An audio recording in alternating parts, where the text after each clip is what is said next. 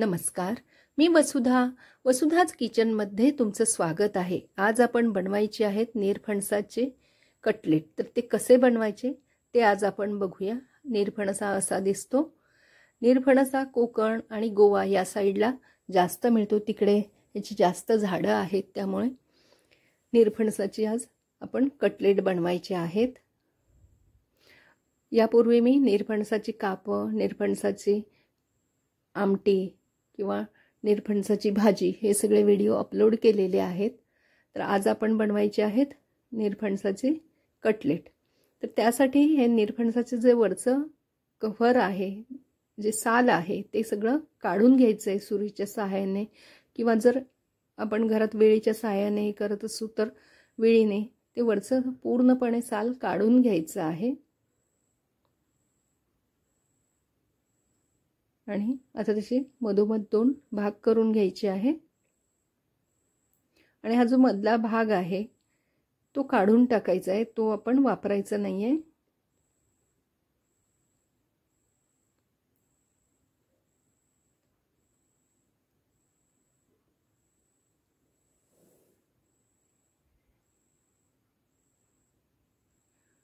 आता हा बाजूला पण थोडासा हिरवट असा भाग दिसतोय, तोही काढून टाकायचा आहे। वरून फणसाला काही वेळेला कळत नाही आपल्याला की फणस आतमध्ये खराब असेल तर। आता इथे हे ब्राऊन कलरचे डाग दिसतायत, हिरवट ब्राऊन कलर असा दिसतोय तो, तर तेही आपल्याला टाकून द्यायचं आहे, ते वापरायचं नाहीये। आणि आता ह्याचे छोटे छोटे तुकडे करून घ्यायचे आहेत।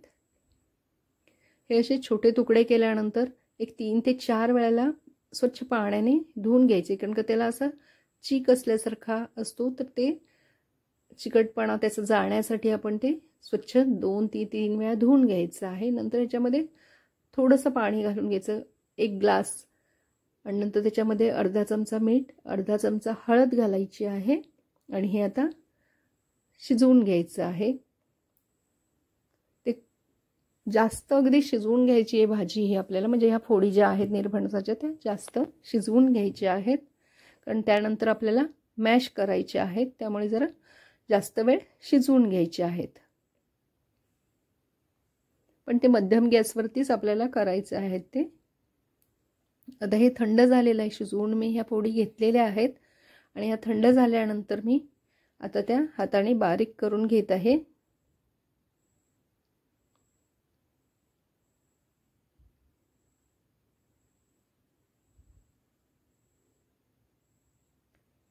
ज्या कढईत मी ते शिजवलं होतं त्याच कढईमध्ये मी त्या बारीक करून घेत आहे।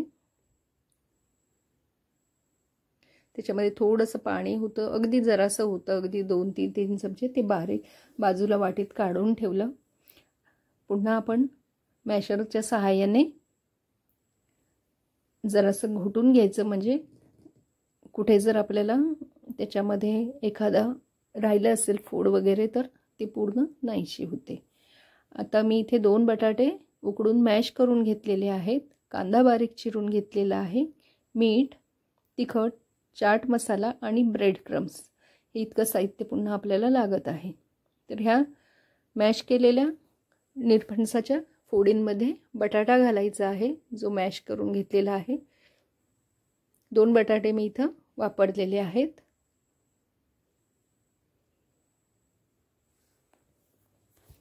छोट्या साईजचे 2 कांदे घेतलेत आणि ते बारीक चिरून घेतलेले आहेत। आता हे यामध्ये मिक्स करून घ्यायचं आहे।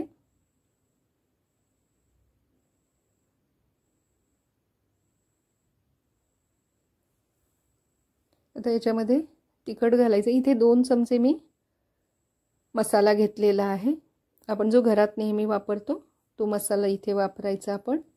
आणि 1.5 चमचा चाट मसाला घातला, आणि आपण अर्धा चमचा इथे मीठ घेतलेलं आहे। आधी पण शिजवताना मीठ घातलेलं होतं, त्यामुळे आपण जपूनच मीठ घालायचं आहे चवीनुसार।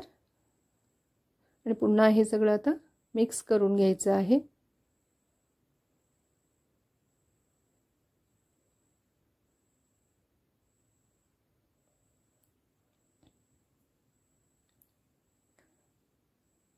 आता याच्यामध्ये कोथिंबीर घालायची आहे.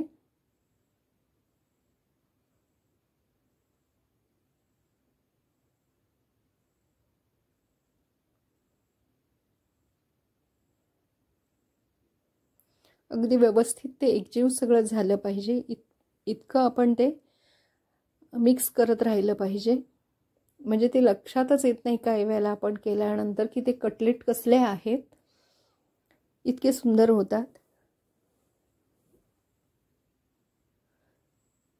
आता हे येतं टिक्की होते की नाही ते बघायचं आणि त्याच्यानंतर मग त्यामध्ये आपण ब्रेड क्रम्स किती लागतील तसे ते घालायचे आहेत. आधीच त्याच्यामध्ये ब्रेड क्रम्स नाही घालायचे, कारण जर पातळ वाटलं मिश्रण जास्त तर जास्त वापरायचं, जर कमी हे झालं तर थोडेसे घालायचे आहेत ब्रेड क्रम्स. आणि पुन्हा हे सगळं आता मिक्स करून घ्यायचं आहे.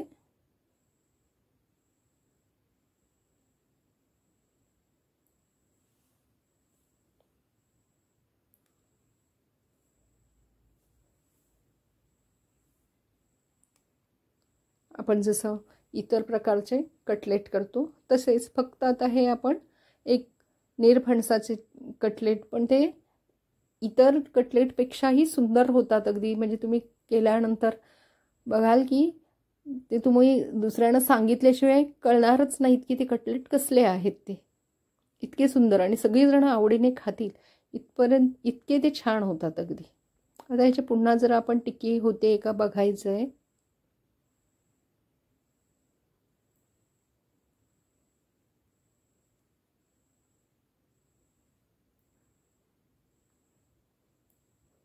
हाताला तेल लावून घ्यायचं आहे आणि छोट्या छोट्या टिक्क्या करून घ्यायच्या आहेत. आता ह्या सगळ्या मिश्रणाच्या टिक्क्या करून घेते मी.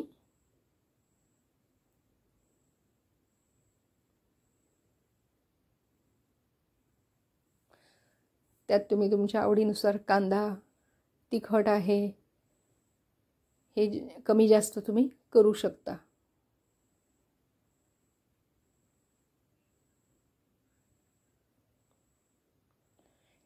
ह्या सगळ्या मिश्रणाच्या इतक्या ह्या टिक्क्या करून झाल्या. ह्या केल्यानंतर आपण फ्रीजमध्येही ठेवू शकतो आणि ज्यावेळी आपल्याला खायच्या आहेत त्यावेळी त्या आपण तळून घेऊ शकतो किंवा शॅलो फ्राय करू शकतो. इथे कॉर्नफ्लॉवर मी एक 4 चमचे घेतलेला आहे आणि त्याच्यामध्ये पाणी घालून ती स्लरी तयार करत आहे. आणि बारीक रवा घेतलेला आहे कोटिंगसाठी.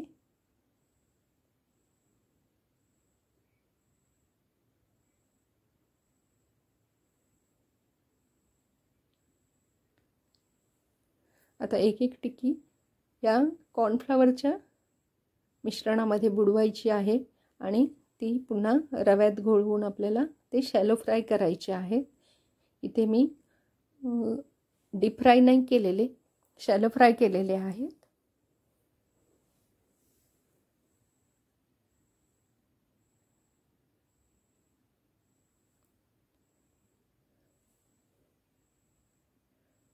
तवा आधी पूर्णपणे तापवून घ्यायचा आहे अगदी मोठ्या ह्याच्यावरती गॅसवर, आणि नंतर मग तो मध्यम आचेवर ठेवायचा आहे. तव्यावरती तेल टाकून घ्यायचं आहे आणि नंतर एक एक टिक्की त्याच्यावरती आपल्याला ठेवायची आहे.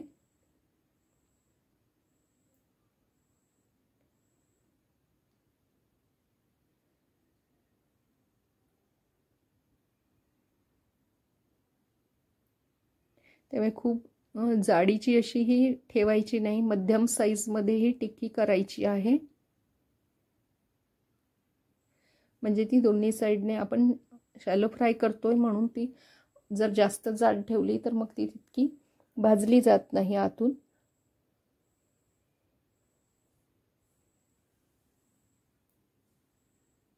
पुन्हा त्याच्यावरती तेल सोडायचं आहे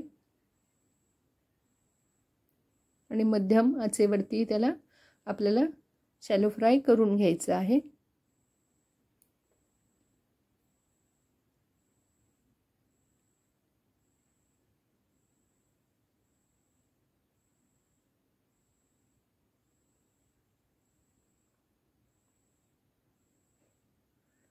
मुलंही ही आवडीने अगदी खातील कटलेट, कारण जोपर्यंत तुम्ही त्यांना सांगणार नाही तोपर्यंत त्यांना ती गोष्ट कळणारच नाहीत की हे कसले आहेत. जर मुलं निरफणसाची भाजी खात नसतील तर तुम्ही अशा प्रकारे हे निरफणसाचे कटलेट करून देऊ शकता.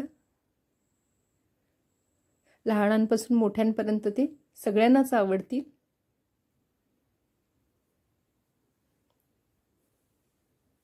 पुन्हा त्याला परतल्यानंतर पुन्हा त्याला तेल सोडायचं आहे.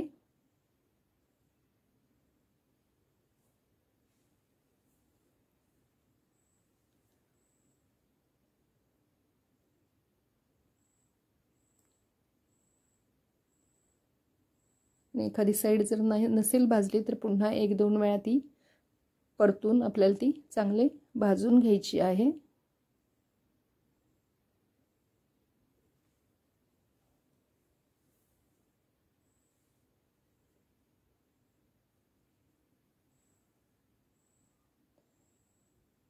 आणि अशा प्रकारे हे कटलेट तयार झालेले आहेत. आता ते टिश्यू पेपरवरती काढून घेते मी.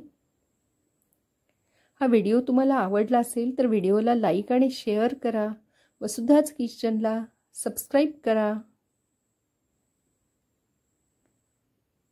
पुन्हा भेटूया नवीन एका स्वादिष्ट रेसिपीसह.